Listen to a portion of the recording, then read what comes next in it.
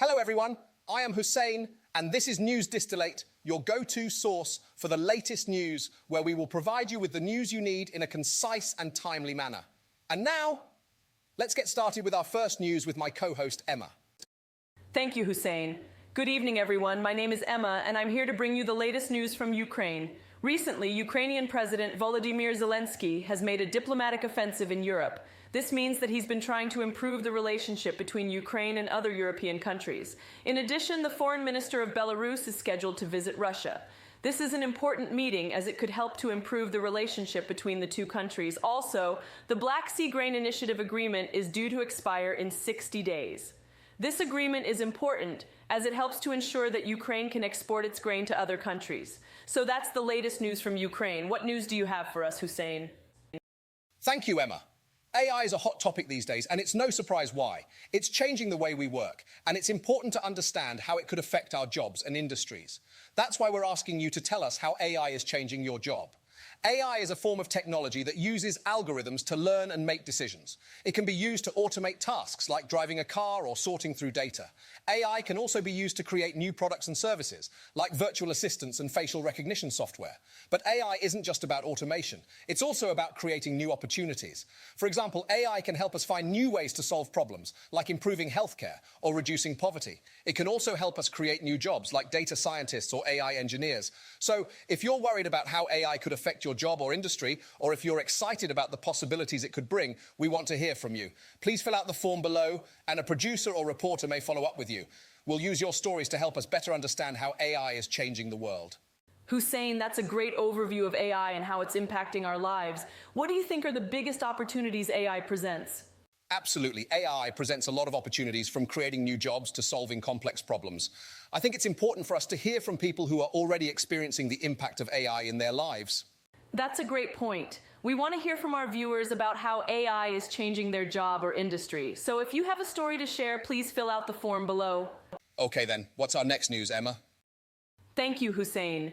GM is taking a big step forward in the transition to electric vehicles with the end of production of the Chevy Bolt. This marks the beginning of a new era of electric trucks and other vehicles. GM's popular electric vehicle, the Chevy Bolt, is on its way out. GM CEO Mary Barra announced in an earnings call that the company will no longer be producing the small, popular Chevrolet Bolt electric models at the end of the year. Barra said the reason for this is to shift operations at its assembly plant in Orion Township, Miki, towards the production of two electric trucks, the GMC Sierra EV and the Chevy Silverado EV. GM spokesperson Cody Williams said that when the Chevy Bolt EV launched, it was a huge technical achievement and the first affordable EV, which set in motion GM's all-electric future. Now the company is shifting gears, turning some of those popular trucks into EVs and launching other electric models later this year, including the Chevy Blazer EV and the Chevy Equinox EV. When GM's Orion assembly plant reopens in 2024 and reaches full production capacity, Barra said in the call with investors, jobs will nearly triple there, and the company will be able to build 600,000 electric trucks each year. This is a huge step forward for GM and the automotive industry as a whole. Electric vehicles are becoming more and more popular, and GM is leading the way in transitioning to this new era. GM is making sure that their electric vehicles are up to the standards of their customers, and that work and EV range are not mutually exclusive terms for Chevrolet and GMC trucks. GM is making sure that their electric vehicles are up to the standards of their customers, and that work and EV range are not mutually exclusive terms for Chevrolet and GMC trucks. This is great news for the environment, as electric vehicles are much more eco-friendly than traditional gas-powered vehicles. GM is paving the way for a more automated future with the end of production of the Chevy Bolt.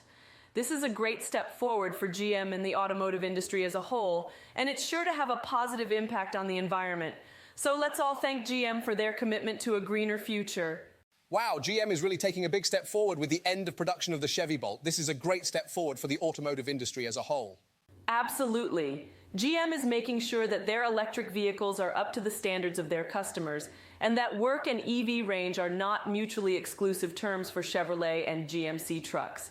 This is great news for the environment. I agree. This is sure to have a positive impact on the environment. Let's all thank GM for their commitment to a greener future. Definitely. Okay then, what's our next news, Hussein? Thank you, Emma. The US government recently updated the list of electric cars that qualify for a $7,500 tax credit, and it's a big deal.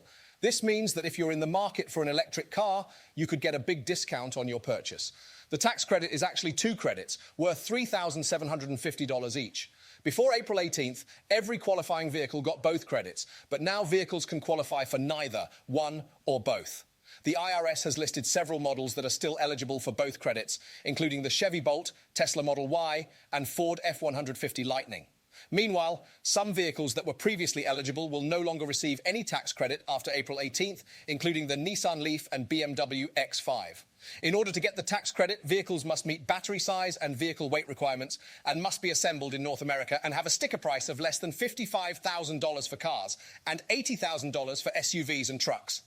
Additionally, there's an income cap for buyers. It's based on modified adjusted gross income, your income after certain deductions, and it's generally line 11 on your 1040 form. The caps for new vehicles are $300,000 for married couples filing jointly, $225,000 for heads of households, and $150,000 for all other filers. This year, you also need to make sure your tax liability is big enough that you can actually use the credit. It doesn't roll over. You can also get a tax credit for used electric vehicles, but there are some restrictions. You need to be buying the used EV from a dealer, not a private party. And the purchase price needs to be $25,000 or less. The income caps for used vehicles are $150,000 for married couples filing jointly, $112,500 for heads of households, and $75,000 for all other filers. Finally, leased vehicles qualify for a separate $7,500 tax credit with no restrictions on price, income, or where the car was built. So, if you're in the market for an electric car, it's worth checking to see if it qualifies for the tax credit. It could save you a lot of money. Thanks for tuning in, and I hope to see you again tomorrow.